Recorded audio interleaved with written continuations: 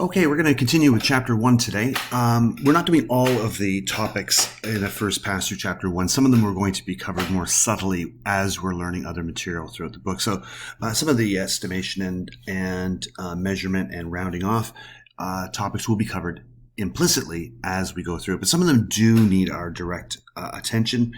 And one of them here in particular today is about how do we calculate the error in our calculations. That may sound a bit weird. We already advertised it. We're going to make a mistake, but here we go. All right. So what do we have here? There's a little boy here. Well, looks like a man, actually.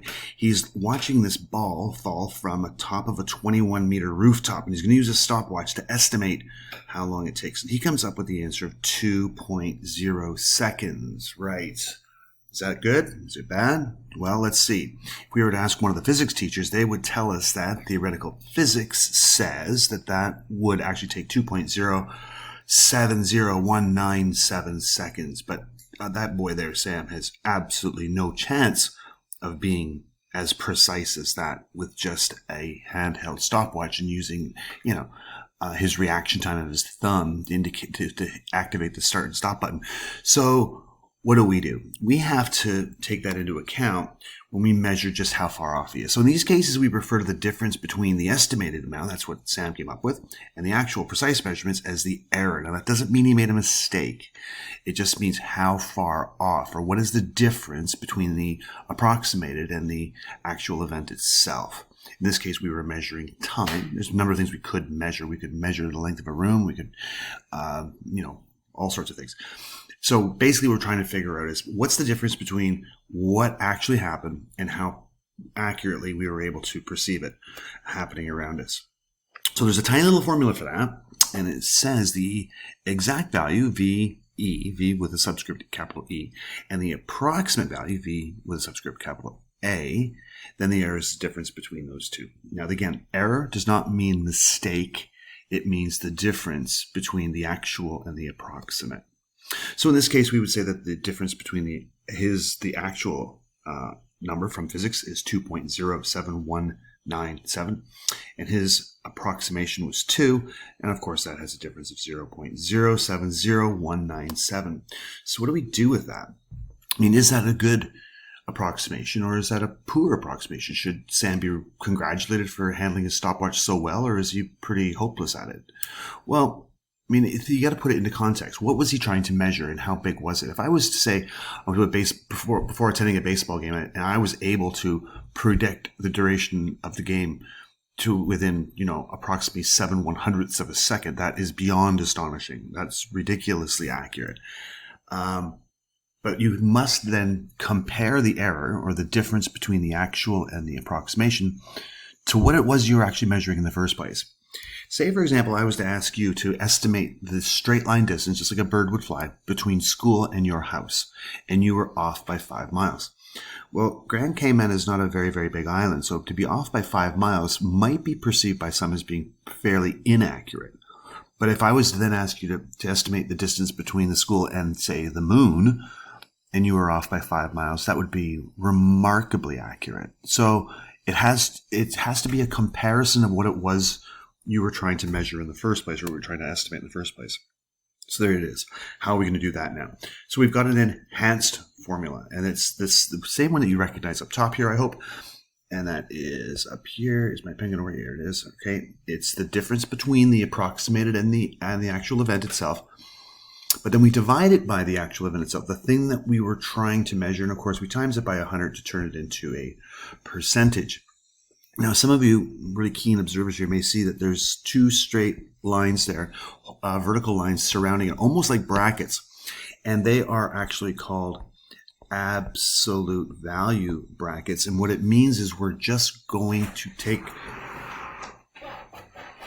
Okay, so what is that? What do those absolute value bars mean? It means regardless of the computation inside those bars, whether it's positive or negative, we just take the negative. We just take the positive value, beg your pardon. We just want to know how far off we were. It doesn't matter if we were below or above, just how big is the gap.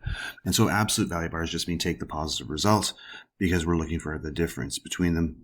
So that 0.07 0.070197 was positive anyway, so those brackets are a bit redundant, but they would come into play if it had been a negative number. Now I divide it by what was the actual duration of time for that ball to fall, and I can see that I'm about 3.4% inaccurate. Is that good or bad? I don't know. It depends on you. It depends on the context of the question. Let's take a look at this guy. He's going to be measuring the length of a fence. He looks down the lane there. He makes a call. He thinks it's 70 meters long. Turns out when they measure it precisely, it's 78.3. So we're looking for two things here. We want to know the error, and we want to know the percentage error. The error is the actual difference between the two, and the percentage error is that actual difference between the two expressed as a comparison to what would have been a perfect guess.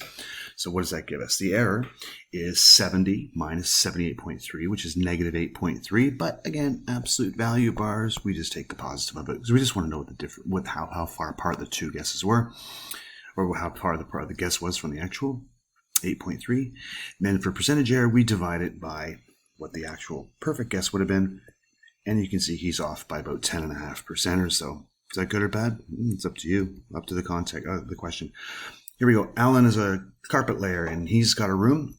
We know measures 4.2 by 5.1. He estimates the room by rounding off to the nearest meter. So that means I guess he's estimating the room to be 4 meters by 5 meters. So if that's true, then he's estimating the room to be 20 square meters. Okay, that's simple enough, I suppose. I'll store that over there on the right. It says the carpet that he's going to provide costs $39 per square meter. So find the cost using his estimates. We're going to use his estimate of 20 square meters. And if I multiply the $39 by the 20 that he would need, that's $780. Right, so I'll store that to the side. Now it says the actual area of the room, well, these are now the precise measurements, which is 4.2 by 5.1, so I multiply them. That means it's actually 21.42 square meters. So there's obviously a difference there between the two. And so we're going to find the percentage error in his estimation. Well, let's see. He had estimated the room to be 20. It was actually 21.42. The difference of those twos is 1.42 compared to what the actual size was, and he's off by 6.63%. Okay, short and sweet. Oh, we got one more here. Will he have enough carpet? Well, no, I guess not. If he planned for a room that was 20 square meters and it was actually 21.42, he's about 1.5 meters square meters short. So no, he needs. He should have rounded up. What should he have done? He should have rounded up to make sure he had a little excess, and he wouldn't even have to go back to the carpet store to buy more. All right, let's have a look. Oh, here comes Luigi. He believes he can drive at an average speed of 70 kilometers an hour. Now that h to the minus 1 means divided by h, so it's kilometers per hour. Just a little trick people use from physics to indicate a ratio where they don't want to have to draw the oblique line to separate things. And it's 87 kilometers away, but when he actually did it, it took him 1 hour and 20 minutes. So we're going to calculate the speed of his journey. Well, the speed is always the distance divided by the amount of time it took. And you can see I've got 87 kilometers. Now, tempted though you may be to call this 1.2 hours, that would be wrong, because 20 minutes is 20 out of 60 minutes of an hour. So if you wanted to convert this hour and 20 minutes, it's 1 and 20/60ths, which is 1 1/3 hours, and 1/3 as a decimal is 0.3, so it's 1.3 repeated, and that's where this comes from here.